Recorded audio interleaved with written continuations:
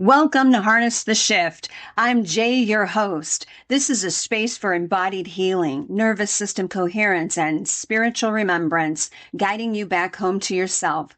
So get rooted in the light, knowing we're all aligned by design.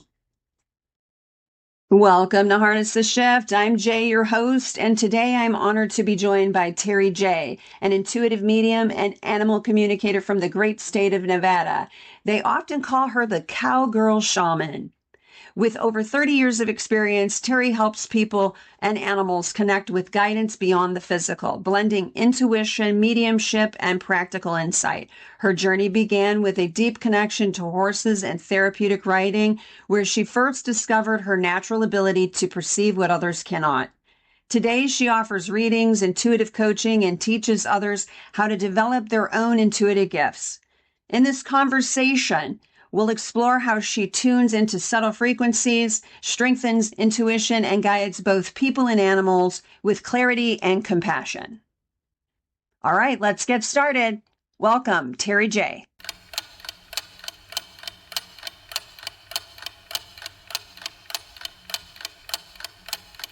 I've got a 12:30. I got to go take care of my horse.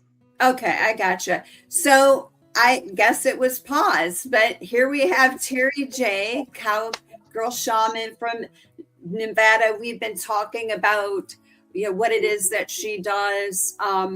Terri, again, do you mind sharing that, how your journey began and how you first opened with your intuition and your energy work? What happened to me is I was doing a horseback therapy program with disabled kids, and I picked a kid up out of his wheelchair and put him on the back of one of my horses. And he looked at me and said, "Ouch, I have a cramp in my hip."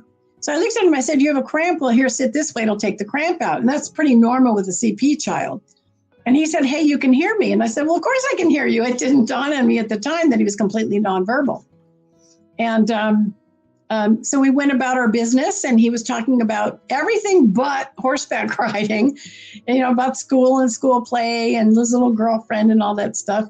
So I took him off the horse and put him in his wheelchair, and he went back to class. And the gal that was helping me lead the horse, she looked at me and she said, "Boy, he's sure talking great." And I missed the sarcasm. I said, "Well, he's very bright. Just because he has CP doesn't necessarily mean that he's cognitively impaired."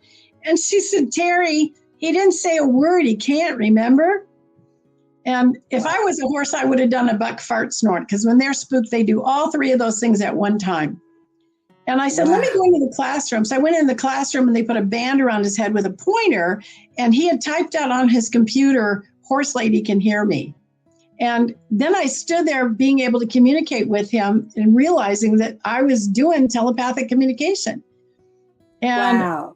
When I walked back outside, I told the gal what happened in the classroom, and she just said, "Well, if you can learn to communicate with him, you ought to learn to communicate with the horses, because all animals are telepathic, and wouldn't that make the program really safe?" And I thought, wow, that would be incredible. And so there were no books at the time. I mean, maybe one or two books. And this is, back in 1990. And now it's a cottage industry, but I just said, okay. And I was married to a horse trainer at the time. And so we always had horses coming and going. And he'd say, "Come read this one." And I'd try to read it from in the house. And he'd go, "No, come outside and read it." Well, I can read it fine right here. Right. And I ended up with two energy healers that really taught me to have no ego, no stake in the outcome, get out of your own way, no thinking, which was a hard one for me. I tell you, right, to get out of your head. Yeah. But it really helped. And it really started my own healing too in doing that. Because when you raise your vibration, all of the negative garbage that's in you comes to the surface for you to release. And I had no idea about my childhood and how bad it was. And there were just some really awful things. And so those got to come out and I could release them and get my power back. That was good too. And so it's just been a process that I'm still continuing. This is a wonderful testimony that if you really truly do just dive into it and peel back those layers of the mind, right? That's where the battlefield is the mind. Yes. And when you start to peel back and you start to heal, it's like your gifts are like, here, let me give you this, right? Well, I still call them abilities because we all have them. Yeah. To me, somebody that's gifted is like a musician or an artist. Those are people that are truly gifted. To me, this is just very ordinary, everyday stuff because we all have it. Right. And so how could you, what would you advise people, like how to really like do the work to step in to tapping into your abilities? Well, obviously get my books because they'll all teach you how to do it. The other things you can do is, find a practice that you like. Absolutely. So just give the listeners your website. It's just terrijay.com. And if you search for Cowgirl Shaman, you're going to get me too. You better, because it's trademarked and copyrighted. Yeah. But I've got cowgirlshaman.com too. So you can just go there and look for the books. You can schedule reading appointments, and I'm cheap too. I only charge $59 and $90 half hour. Wow. And there's no limit on the number of subjects. I know other people that charge by the animal, like $50 an animal. That's nuts. Yeah. Because if I do, let's say I'm doing 5 or 6 animals for a person. What if I say, okay, this horse is absolutely fine, needs the angle changed on the hind feet. That's it? Somebody going to pay $50 for just that? No. And the funny thing is that there's still animal communicators out there that don't do humans. Oh. Well, that doesn't work. It doesn't work because there's so many times when it's like you're talking to the human and the horse and they're doing this. This one's got the problem. They're pointing at each other. Right? Yeah. Sometimes the human is the problem. Yes. And many cases with horses, many cases. Same thing with dogs too. The human saying, I'm trying to heal him. And it goes, well, your dog's trying to heal you. You're not letting go of that heartbreak you have. Oh my goodness. He just busts into tears. So that it just gets real interesting. And you can't do just animals. You can't. You got to be able to address the human because we're so intertwined with our lives. Yeah. My little guy, he goes with me on all my road trips. Sure. He's like my best friend. And honestly, like he came around the right time. He was a COVID kid and he's really facilitated my healing. I think animals really can contribute to your healing and they can teach us lessons. Right. I always laugh because people go, yes, I rescued him. And I go, no, they rescued you. Because most of the time, that's the truth. It is the truth. It really is. And, folks that don't have animals, I don't think they understand like the connection, that you have with the animals. No. And, I was working with this guy because I'm trying to get shows, local shows so that I can record them. And I said something about, I'm not going to put animal communicator on my one sheet. And he goes, well, that cheapens it anyway. And I went, oh, you've never had pets, have you? Because I thought my audience goes crazy to have readings done with their pets. It's clueless. And then it's like guidance just went, he's never had a dog or a cat, okay? Because he had to give me that reality check that this guy, no, not a good source for what works. Wow. Yeah. Something, isn't it? Yeah. So talk about ethics, because we talked about that earlier. And I want to touch on that because I thought that was so important when you mentioned that. Because I obviously didn't hit the play button. So we had a conversation and it was amazing. And I'm like, but this one is too. So it's okay. Talk about ethics in this world of, we've been given our abilities and, we may have these abilities and we're seeing something, but we can't really be, telling people unless they invite us in.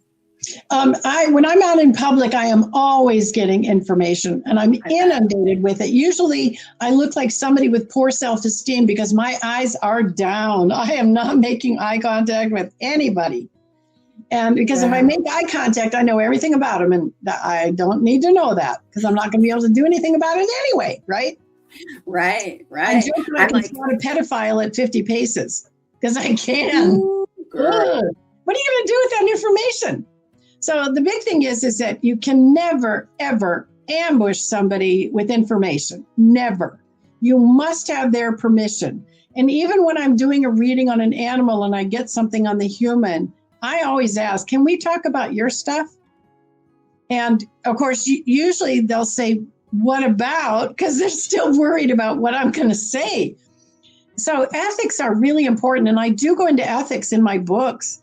No ambushing. And there's plenty of times when you see stuff in a person or an animal and guidance tells you no, absolutely not. You cannot share that information. I just went through that.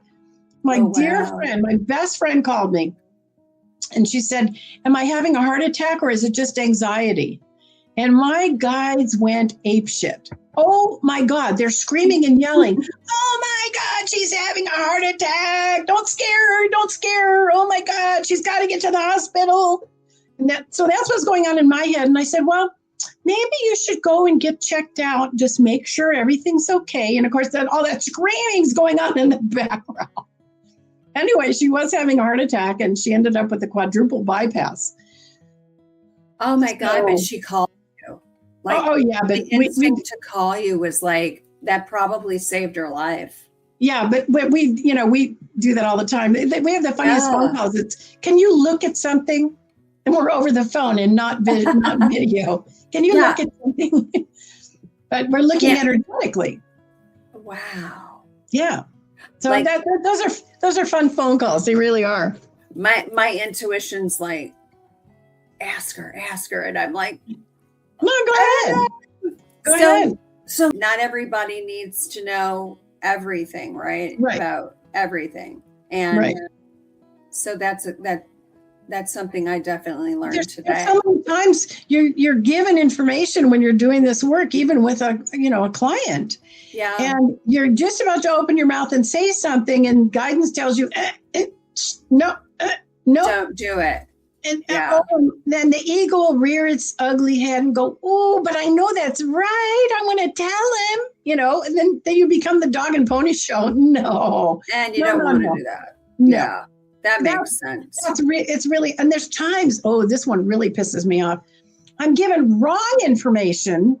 I know it's wrong and I'm told to share it. Oh my God, that pisses me off. But I do it and I'm really kind of like, nah, and just share that information. And then I'll hear back from them. They go, hey, Terri, you know that reading? Yeah. Oh, you were the wrong information. Oh, you knew it was wrong? Yeah. Did it have a happy ending? They go, yes. And I just think, well, I did my job, right? Right. So you can't, if you get guidance, you have to be true to that guidance and not to second guess it. But that's probably the most frustrating thing that I get. So we talked about ethics. So even ethics as far as, the whole live readings of individuals, you should do that offline. It makes sense. I never thought of it like that. So thank you so much for sharing that. It's like, I'm happy to do it, but I learned something today too, because that makes sense. I mean, it's kind of like, would I want anyone to sit here if I was being examined from the 1% physical, right? I wouldn't want to. No, and gee, it's like being worse than naked. Yeah. Because it's all energy. That's right. I have a lot of friends that I lost through the years because they felt that I would scrutinize them every time I was with them. And God, half the time I miss shit. Oh my God. Yeah. I had somebody take serious advantage of me. They hid their alcoholism from me. Oh. Took one of my vehicles and wrecked it and killed somebody. How did I miss that? Oh my goodness. Because this is a friend that's been a friend for 30 years. I didn't know they had an alcohol issue, and I didn't look. You don't expect it. So that one bit me in the butt. That's terrible. Oh yeah, it was horrible. So even I get to where, I don't read my friends because I don't want them to be uncomfortable. I don't blame you. Yeah. And half of them won't listen anyway. Yeah.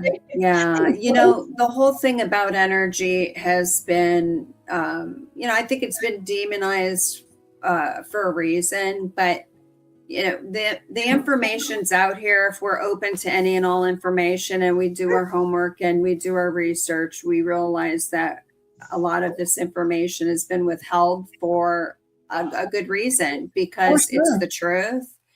Yeah. So, us being the 99%, let's talk about that. 99% energy, 1% physical body, right. And we're focused more on food and exercise and all of these things. Sure. So let's talk a little bit about that. Well, people don't realize this. You're only 1% physical.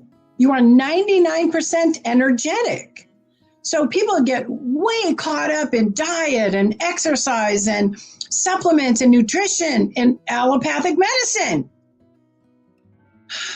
And they don't realize that, disease is issues in the tissues. It's caused by stuck negative emotions. So if you're not doing energy healing, which is going to focus on the 99% energetic body, you're not going to get well. Yeah. People get stuck negative emotions. Just like my friend who had the heart attack. She's been holding on to grief and loss for 20 years and chooses not to release it. And that's what caused her heart attack.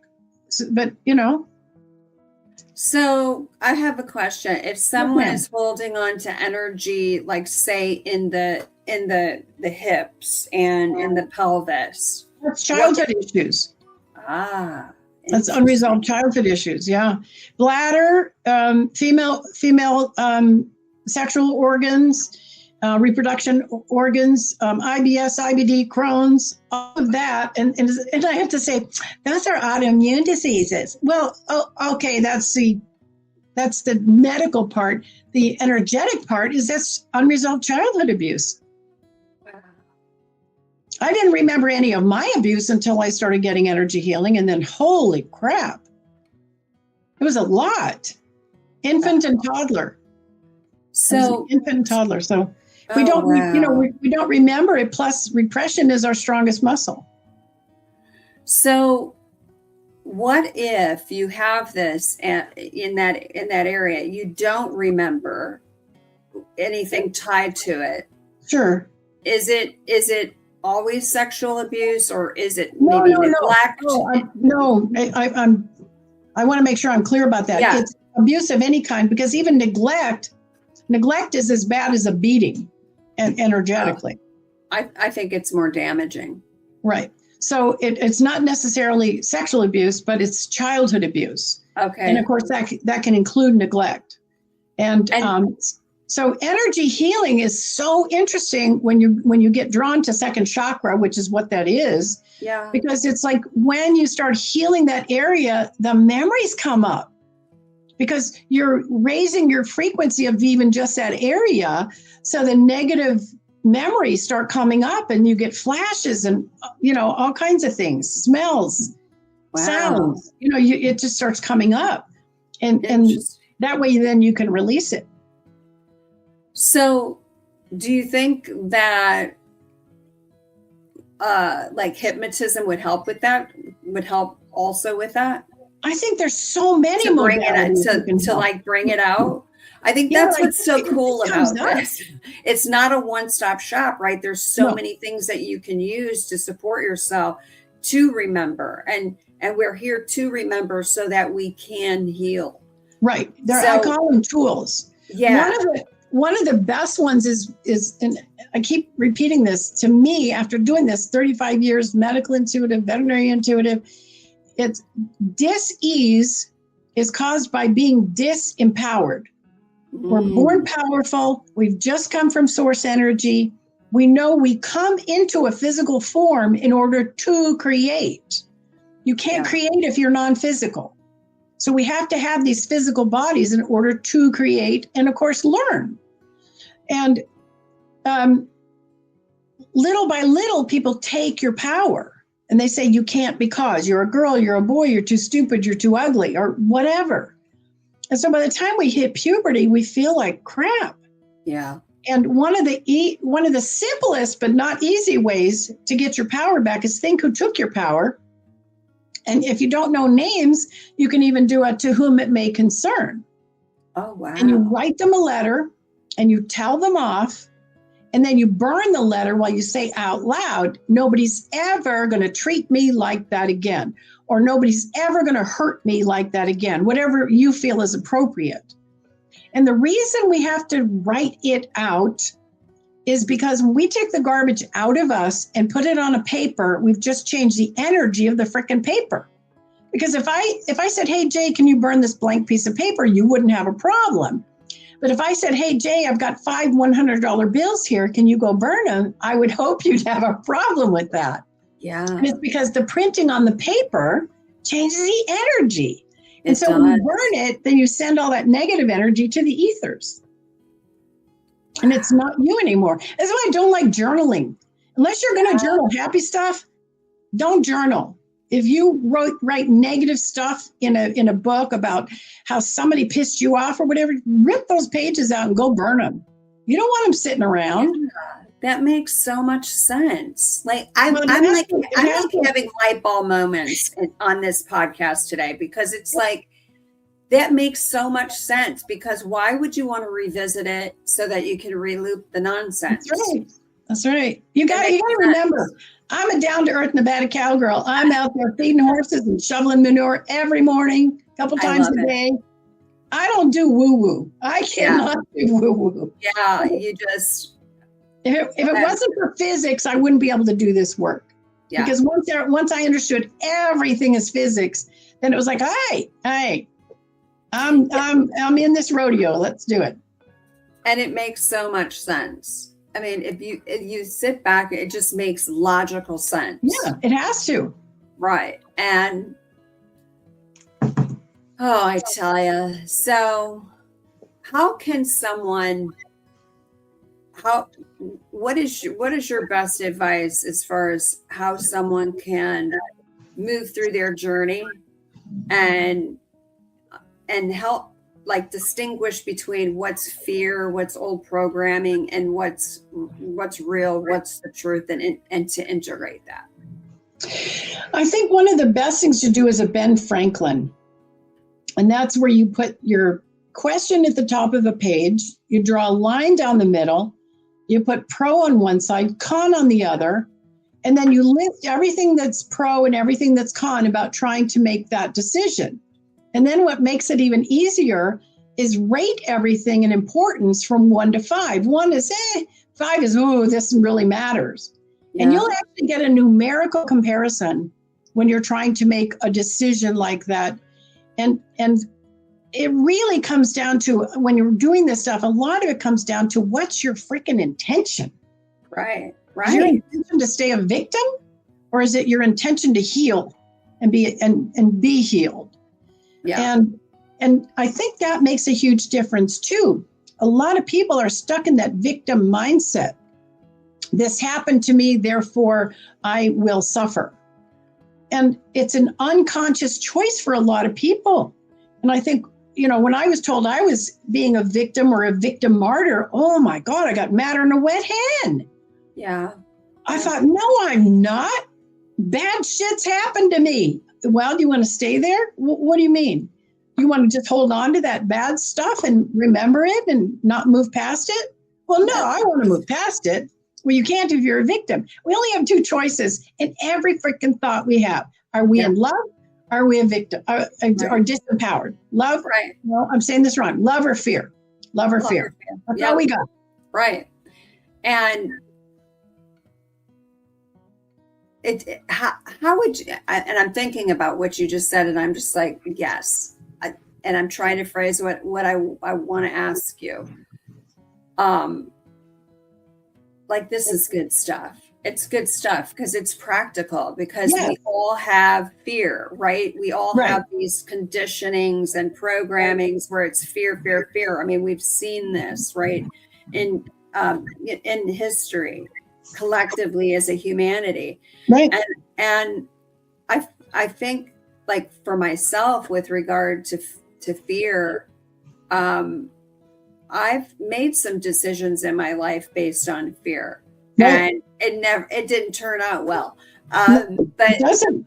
yeah, the moment that you stop outsourcing that and kind of reframe it, I think I'm at the point in my life that I'm like, I'm not fearful. Right. I really am there now. And I'm like so grateful for it, because I just have this inner knowing that all of this is going to work itself out. And Yeah. It's a matter of it's being in surrender, like go like God. Oh my God, yes. And Yeah. when you surrender, like, the most amazing things, I'm lighting up right now. Like, I'm getting body chills from head to toe. Oh my God. Because it's like, once you surrender, I'm getting emotional. It's life-changing. It's absolutely life-changing when we let go, when we let go of the control. And the other thing too, it goes hand in hand with taking back your power. Yeah, hand in hand. We don't realize that people have taken our power our whole life. We've got bosses, we've got partners, spouses, teachers, coaches, and parents, grandparents, and even siblings. Yeah. They're all and it's so insidious. Like, why are they doing it? They just have a different agenda than us. Yeah. And once we realize it, then we can control it, and we can take our power back from all those people. I worked with some people, and they'll go, I'm going to be writing letters for a long time. And then I just tell them, I go, we don't want to hear about any uncontrolled fires where you live, okay? And make sure when you burn the papers, it's controlled. So, big old bonfire, right? Right. Think about it. Think about this, Jay. Yeah. Think about Burning Man. That's the whole purpose of Burning Man. I mean, it's evolved into other things, but if you go into the temple that's like under the man, there are pieces of paper nailed up all over the place. Oh. And it's people letting go of their stuff. That was the whole purpose of it originally, besides, art and all that stuff, art, music. Yeah, absolutely. Yeah. And I look and I observe a lot. I like to observe. Sure. And I truly have always had a love for humans. Sure. I think as I've moved on in through my life, like, it's the ugly parts of that, and the situations that I could sit back and play the victim, I choose to use those as lessons, because that's what we're here. We agreed to come in physical form. We're in a meat suit, avatar, whatever you want to call it, right? And we're walking amongst the earth, and we're interacting with other people and other souls on a daily, and it truly is a remarkable journey. And you do have that choice. You have the free will to say, I'm going to be a victim, or I'm going to walk in love. And when you walk in love, like, it's pretty cool when you can just shut it down, because love is the most powerful frequency. It is, absolutely. It is the most powerful frequency. So even when someone's coming at you, and you can just not even match their energy, and you just stay, like, that's power. Oh gosh, yeah. That's divine power. And I don't think we realize how much power we really have. Right. And, when I go out and interact in the public or on the phone or that kind of stuff, people always go, how come you're so cheerful? Are you always this cheerful? Yeah, I always am. Yeah. I always am. I remember when one of my dogs passed and I was doing readings that afternoon and people say, how are you? I'm kind of sad. I miss my little dog. When'd she die? Today. And you're doing readings? Oh yeah, it's the best thing I can do. It's the best thing I can do to keep my energy up, raise my vibration. Yeah. You know, I think there's nothing wrong with grieving. I just think when we're in that looping and looping and looping, it's just detrimental. And I think, you know, that too is a conditioning that dying is such a bad thing. Here's the thing. We're all going to die. I believe that we can come back, obviously, you know, and we do come back. I mean, I've come back. So, and so talking about what we were talking about earlier with the childhood thing and in the pelvis area, it may not even be this particular lifetime that you have that trauma from. It could be from a previous lifetime that you're remembering. Is that the case? Yeah, absolutely. Yeah. And we do pick up stuff from past lives. It's amazing. Yeah.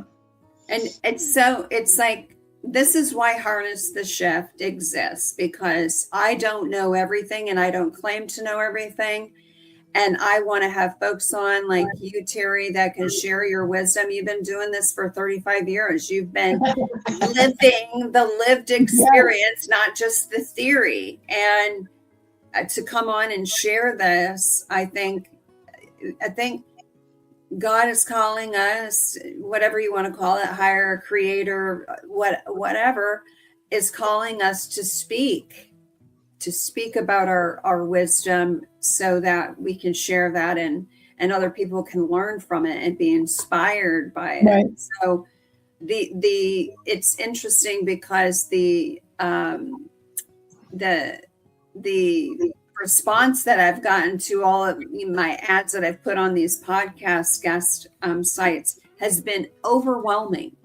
And I can tell because people are ready. They're ready. They're like, it's like they're being activated. It's an amazing thing to experience. It really is. I mean, I see it all the time and I love helping people to get there too. Yeah. So when you help folks get there, how does that make you feel in the 1%? Well, it just feels purposeful. Yeah. You know, because they've done it. I've just been the coach. I really like coaching people to heal themselves, and I love coaching people to develop their own abilities.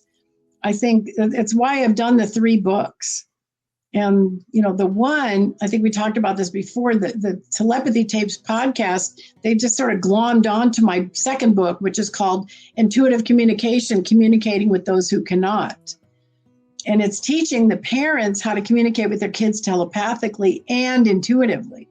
So the sales on that have really taken off. And then the first book teaches you how to do all of it. You know, it teaches you how to do everything I do. And it's pretty fun. And then the second book it's for first responders, special education teachers, caregivers, that kind of stuff. Because you can even communicate with somebody that's in a coma. Yeah.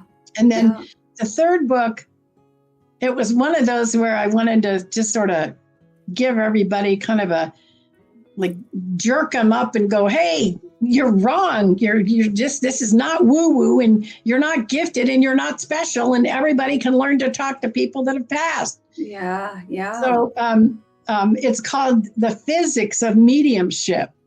And I wanted to have the subtitle be Cut the Woo-Woo Crap. But my publisher talked me out of it. And then after he read it like 3 or 4 times, he wanted to add it back in. I said, nope, you're right. Let's do with that. Oh, wow. It is so true, isn't it? Yeah. It truly is. Yeah.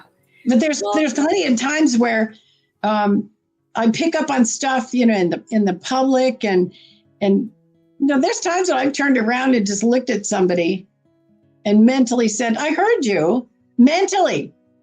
And I hear them go, uh-oh, you know, because they're being telepathic and you hear their thoughts. And when I was single one time, I met, I was doing a dating app, and I met a guy, and I'm standing there waiting, and he pulled up, and I heard him say so clear, oh God, she's got a fat ass, and it was like, well, this is going nowhere. I might as well just get into my truck and go, keep driving.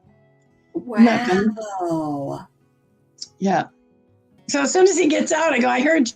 And he goes, what? She's got a fat ass. I heard you say that. And he goes, you heard that? I go, I told you what I do. And he goes, well, I didn't realize. I said, don't even start. You don't make it worse by lying about it. Yeah. So, anyway. Super rude. Yeah. I don't anymore. I haven't. My butt's nice now because I lost like 50 pounds. Good for you. Yeah. And so how did you lose the 50 pounds? Do tell. I don't know. You just... I really don't know. I think it was getting on the right supplements and hormones and all that stuff. Oh, yeah, the hormones, girl. Oh, God. And something that people don't realize, and this is really important, I'm seeing a lot of things pop up on Facebook where it's, hey, get your hormones balanced, only $59.95, and we'll do the blood work. And no, don't do that. And the reason I'm saying it is there's a big unknown here, and people don't realize it. There is a direct link. If you've ever had head trauma, it screws up your hormones because it pisses off the pituitary. And I deal a lot with horsewomen. And I'll tell them your hormones are way off. And they'll go, really? I said, haven't you felt depressed and moody? Yes. Well, that's your hormones. That's not you. That's not your personality. They'll start crying. How did you get that? And I go, how many concussions have you had? Well, I joke, anybody that's had a gooseneck horse trailer has had a concussion because you will always hit your head under the gooseneck. Oh. Yeah, absolutely. Yeah, so if anybody's had a concussion, you need to get your hormones checked. And I've even talked to 16-year-old boys that sounded like they had PMS. Wow. Because, I said, when did you wreck your dirt bike and you weren't wearing a helmet? And you hear the mom, and the mom goes, what? I said, you had head trauma about, 6 weeks ago?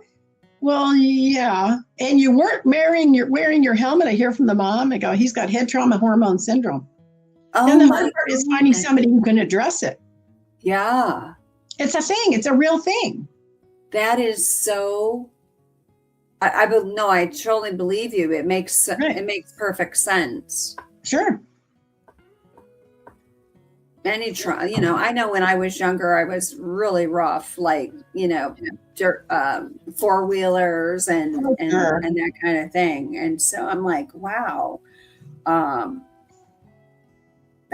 makes sense. With horse people, you can almost assume it. We've had concussions.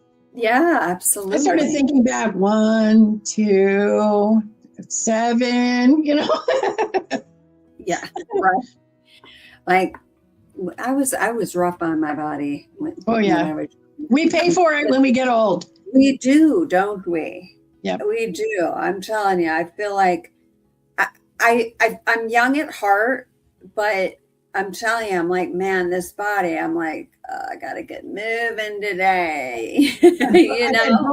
I've had both hips replaced, and oh God, I still need a knee done, but I feel like I'm 30s. I mean, that's cool. Full of piss and vinegar. Yep. That's amazing. Yep. And I've got longevity in my genetics too. I think that changes how you look at things. Yeah. My dad's going to be 97. He's still working. He works like 1 or 2 days a week. Yeah, he's an optometrist. And so he's still working. My brother's 3 years older than me. He's selling airplanes. So he's 76, I think. Wow. Yeah. And my sister just finished her 4th movie. She's a couple years younger than me.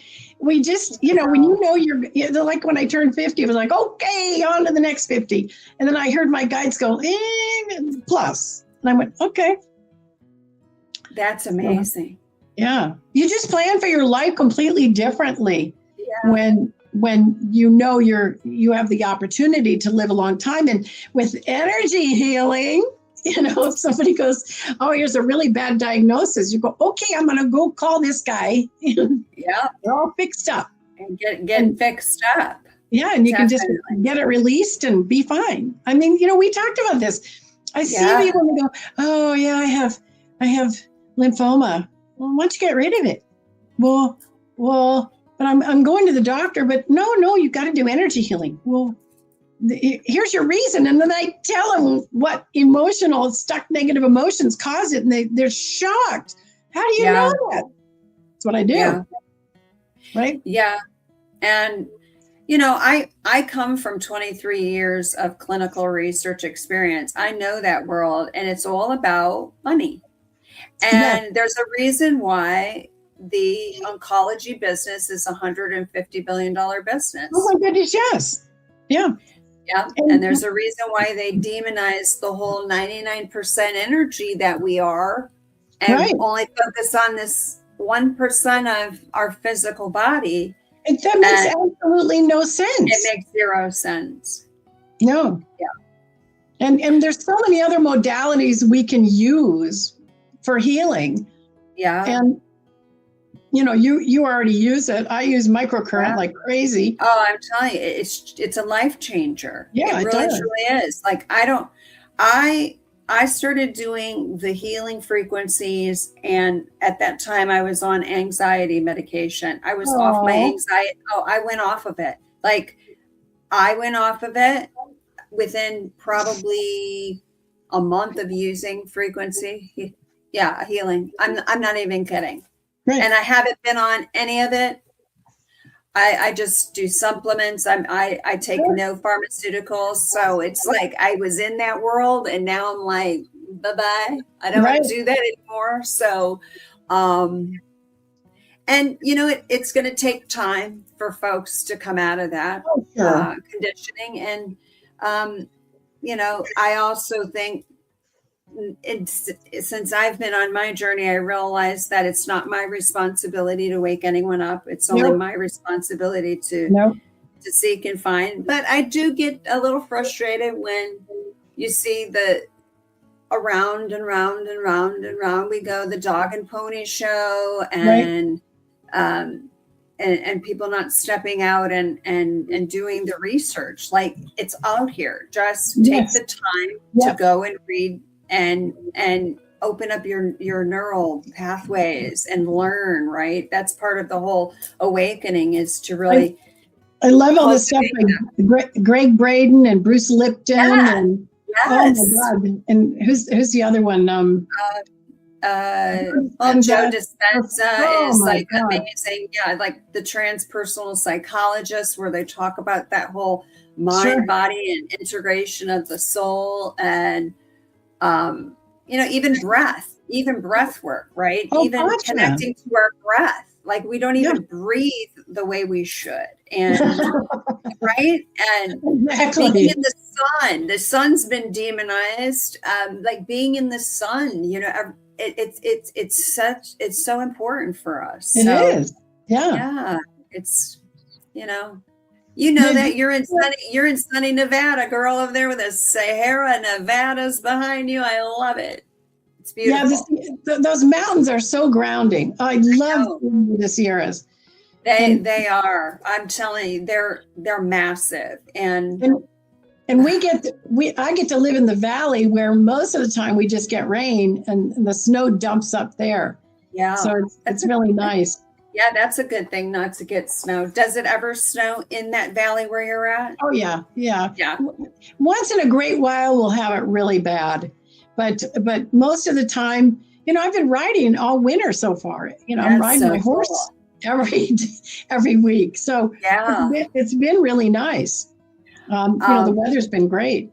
I think I said this earlier on. I think it was when we were on pause.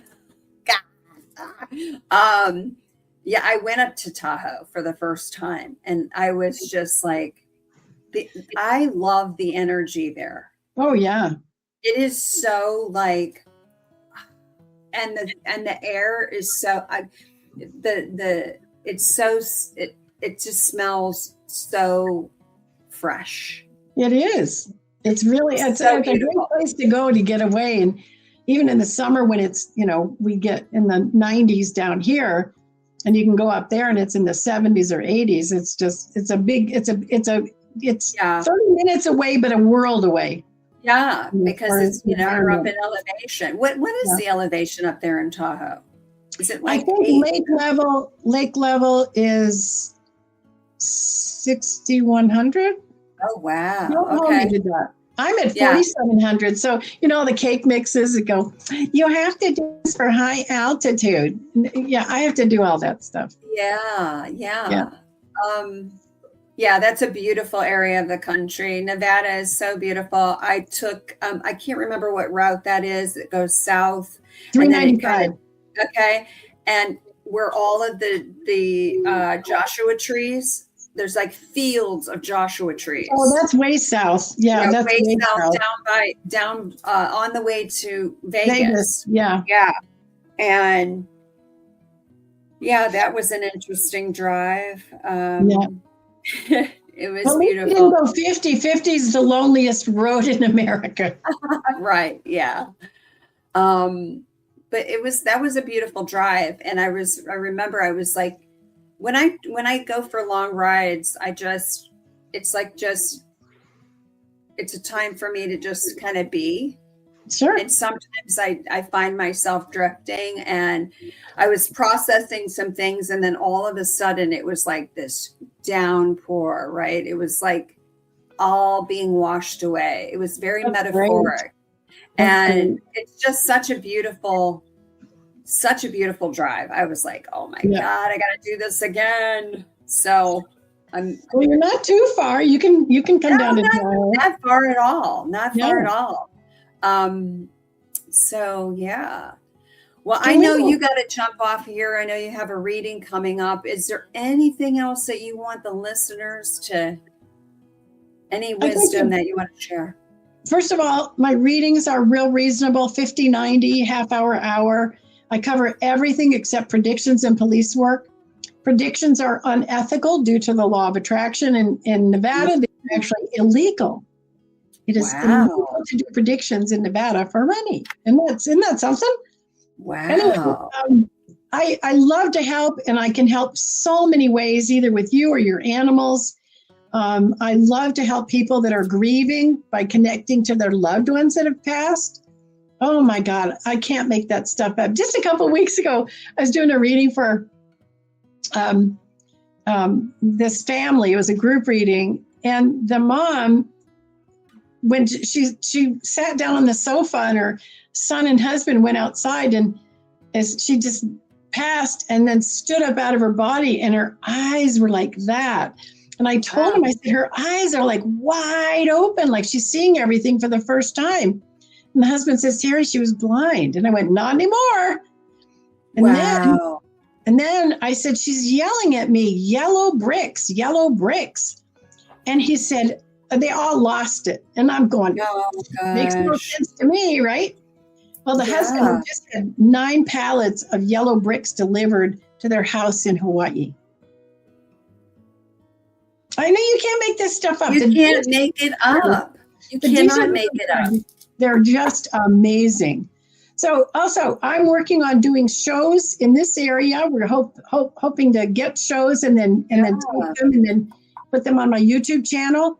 And I'm also working at getting a national television show. And if I can't get it sold on some of the different platforms that I'm on, then I'm just going to do my own YouTube TV show, and it'll involve doing live readings. So it'd be really fun. I love that for you. That's amazing. And you've been doing this a long time, and I think a lot of folks can learn a lot from you. I have people say I'm not charging enough, and it's like I have poor horse people clients. Right. If I raise my rates, I'd lose half of them. Right. And sometimes it's not about money. Right. Sometimes it's about, look, this is my purpose, and maybe that's what you've been guided to do, right? Right. Absolutely. And there's nothing wrong with that, because I truly believe that it all shakes out in the wash anyway. Oh, yeah, it does. And I love doing readings, and I have, like immediate availability. I have openings tonight. That's amazing. I work 7 days a week on holidays. Yeah. I love doing this. It's just, I just can't make this stuff up. It's too specific, too detailed. And the best part about it, it's always healing. Everybody says, "Oh my goodness, I feel so much lighter." And I just love that. Oh man, to release that heaviness, that density is so it's liberating. It really truly is. So I am so grateful to have you on, and I want to have you on again. Oh, anytime. So, it was really an honor. I'd love to have you on again. This is kind of like the intro, and I'm so fascinated with everything that you shared and your wisdom, and I think it's an amazing thing what you do. And I'm definitely going to share this. I'm going to share this after I get it done and edited, and not much editing is going to happen here. Just that beginning slice that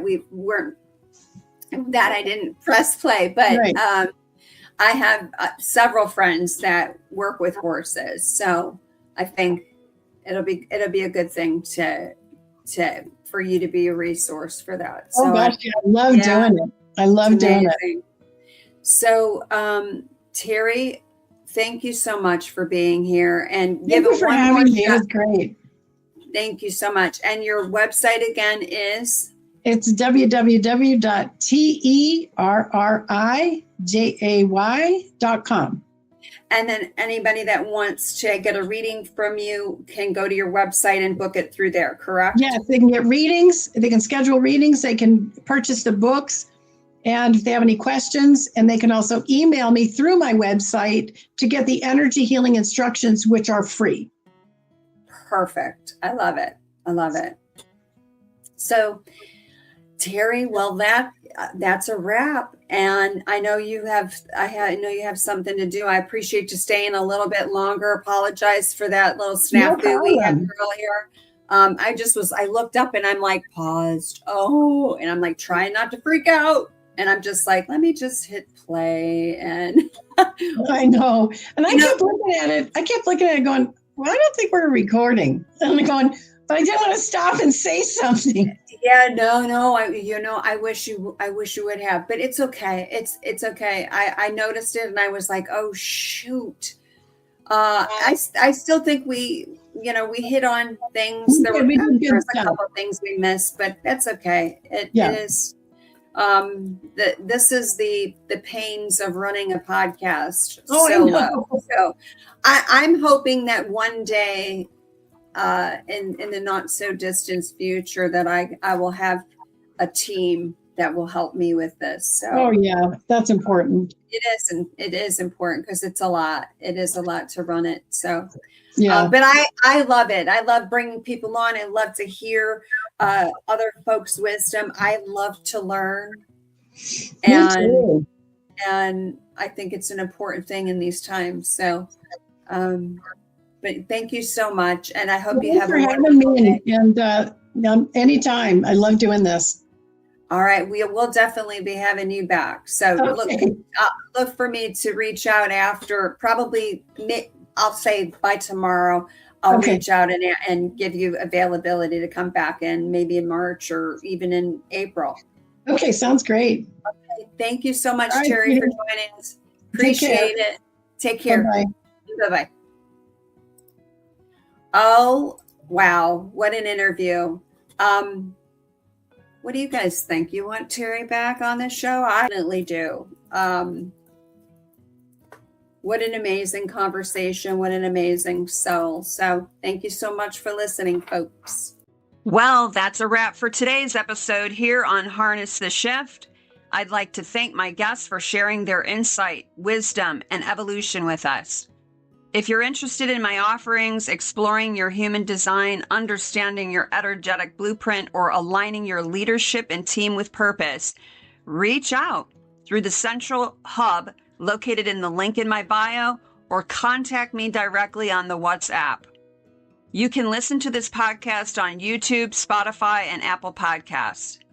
Be sure to follow me on all social media, Facebook, Instagram, TikTok, LinkedIn, at Harness the Shift with Jay. Also, my long-form writings on Substack at Harness the Shift with Jay. Receive what resonates, reflect on it, discern from it, and integrate what serves you. Stay present, stay aligned, and keep evolving. My name is Jay. I'm your host. And until next time, keep harnessing the shift.